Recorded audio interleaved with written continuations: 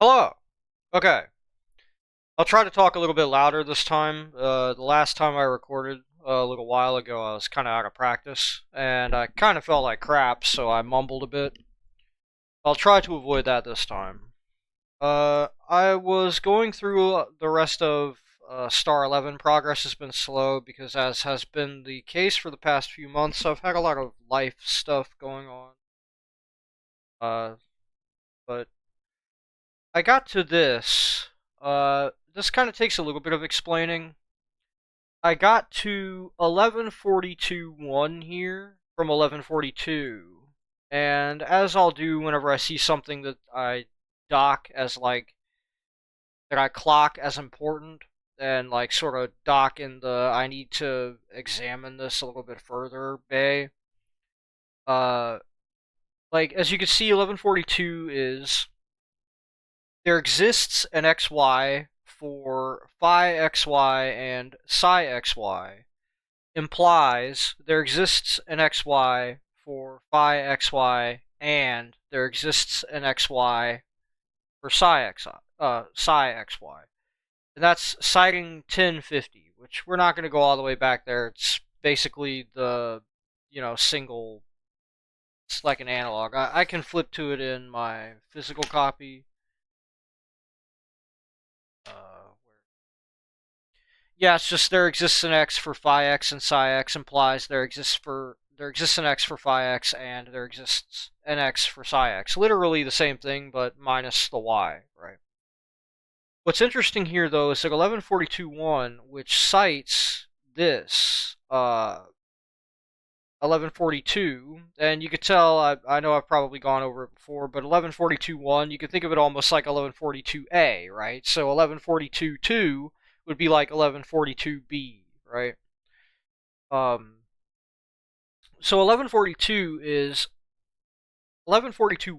is 1142 with phi and psi swapped for their inversions. So not phi for every instance of phi, not psi for every instance of psi, right? That's uh, that's what leads to transp, which is transposition, and 456. Now 456, to flip all the way back there, get a load of this. 456 is just a De Morgan transformation, whatever you'd call it. A De Morgan like homology between.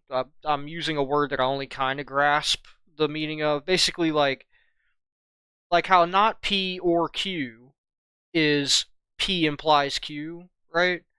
456 is just not P and not Q is equivalent to not P or Q, like P or Q as a single unit. So that's very interesting. And this was another example of I had it here. I guess I already got rid of it. Uh, Crap, one moment. I will be right back. Okay, so that's a little annoying. I'm gonna have to cut these together in OpenShot, the video editor I use.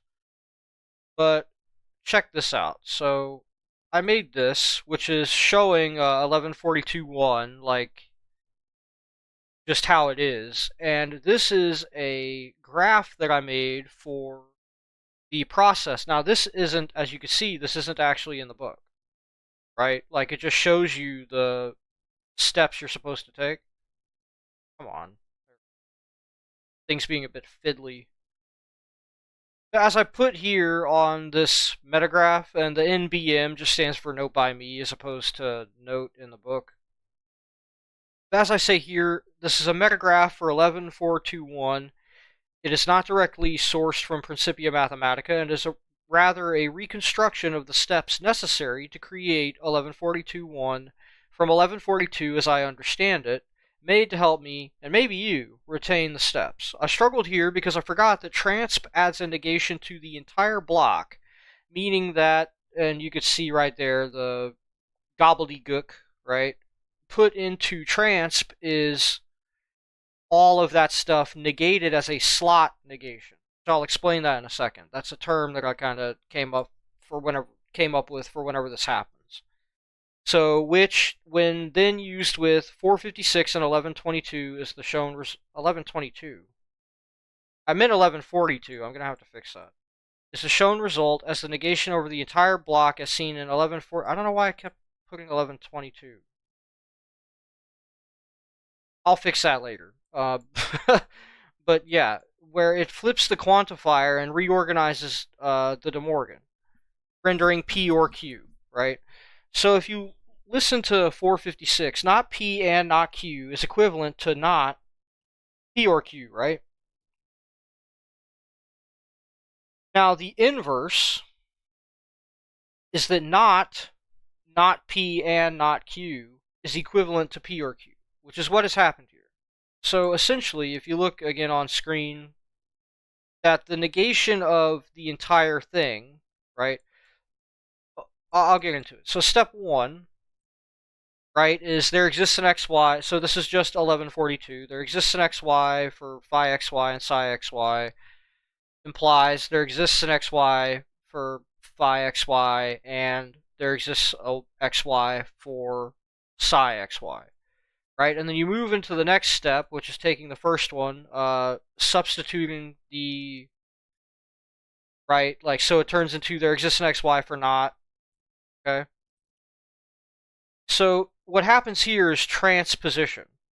Now notice, you've gone from there exists an xy for phi xy and psi xy being the antecedent, which is the thing on the left side of an implication, or the thing that, the if to the then of an implication, right? So the consequent is the then, which is on the right side of an implication sign, typically. I'm not, no, it's what follows after, right? And the if, or the left-hand side, typically is the antecedent. So this swaps, because of transposition, from antecedent to consequent. And notice that transposition, when used this way, I think specifically, I'm going to go look it up. Of the forms of transposition shown, there's a myriad of them. I believe this is the this is 216 star 216, which is P implies Q implies not Q implies not P, right? So what you're seeing here is that this gets negated. Now think about what it means if you say not there exists a blank for blank. So if you're saying, okay, there exists an xy for not phi xy, and there exists an xy for not psi xy, right? Like this is the P, or rather this is the Q, like this is being treated, this whole thing right here, as the Q that get, and versus the P, and the negation happens outside of it. And this is all leading up to something that I'm going to show in a moment. But you can see here how this works. So that's the transposition step. And then with 456, the De Morgan, right? Because what you have is not a thing and not a thing, right? So with 456, right, which is not P and not Q is equivalent to not P or Q. Whenever you take, I like to think of De Morgans as those little, like the children's toys, the like paper oracles that you do, like where you snap them open and shut, like little flower-looking things, where they've got stuff written on them and then you fold it out. A De Morgan is kind of like that, like you fold a thing in a different direction, right? So, for instance, I mean, I've got them right here, so I might as well use the book. P implies Q is not P or Q. Now think about what not P or Q is. Not P or Q is not P and not Q, I think. If I'm not messing up my De Morgans, which is very easy to do for me. I kind of get out ahead of myself sometimes. But essentially, if you look at it, right, like uh, P or Q is not P and not Q. P or Q is also not P implies Q. So not P and not Q, right, is equivalent to not P implies Q. Sort of. Anyway, the gist is that this gave me a lot of trouble. Like this took me like a day to sort of rack my head around and with all the other crap I've been dealing with, like figure it out. But the reason why I go through all that is that you get up to here to 1150 and they make it explicit. Like this is explicitly the it's almost like a De Morgan for quantifiers where there exists an X for not Y always for phi xy is equivalent to not xy always for phi xy is equivalent to there does not exist an xy, rather there exists an xy for not phi xy. And you can kind of make sense of that, right? Like saying there exists an instance in which y is not always for phi x is the same as saying it is not always xy always for phi, right? Is the same as there exists an xy for not phi xy. It's like if you say there is no bag of Skittles with an M&M in it. Is the same as saying there does not exist a bag of Skittles with an M&M in it, right? Like we're saying, or in this instance, there exists a bag of Skittles that is not entirely Skittles, right? It's the same as saying there's not always, like, it is not always the case that all bags of Skittles are always all Skittles. Is the same as saying there exists bags of Skittles that do not have, like, that are not comprised entirely of Skittles, right? And I'm just thinking of that because I'm hungry.